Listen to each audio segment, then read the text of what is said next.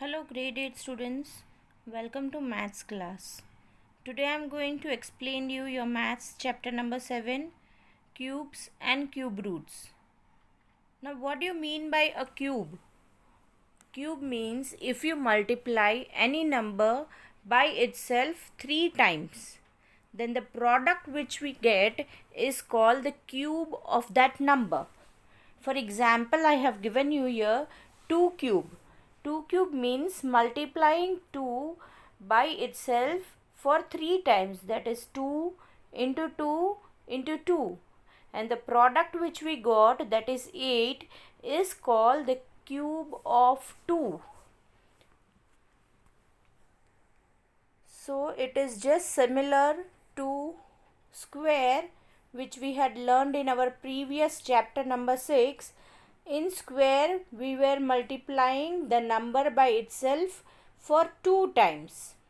But in cube, we multiply it for 3 times. Now, let us see the properties of a perfect cube number. The property number 1 tells us that if the digit in the ones place of a number is 0, 1, 4, 5, 6 or 9, then the digit in the ones place of its cube will also be the same digit. It means that if we have these numbers in the unit place of our question, then the cube which we get of that number will also be having the same numbers in their unit place. See, for example, I have given over here 10 cube. 10 cube is 1000. In both the numbers, that is 10 and 0, we have the same digit. 10 and 1000, we have the same digit, 0 in units place. Similarly, 11 cube, it is 1331. Here also you can see the digit in ones place of both the numbers, that is 11 and 1331 is same, that is 1.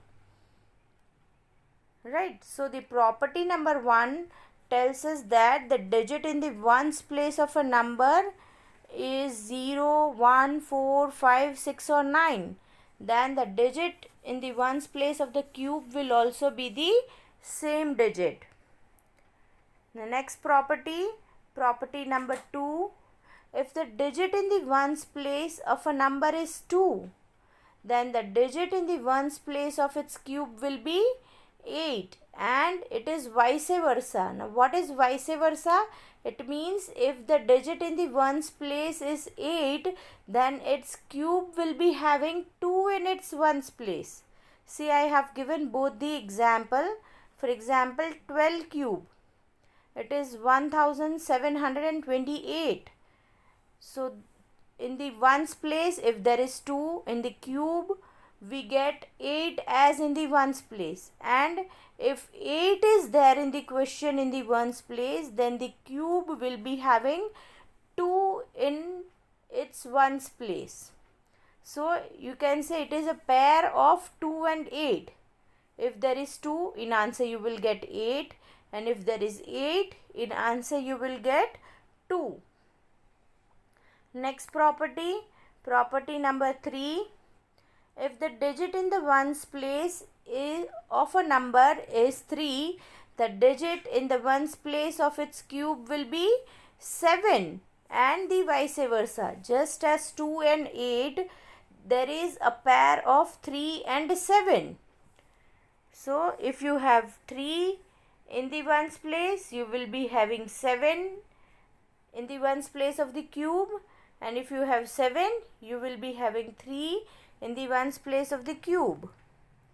Next property, that is property number 4.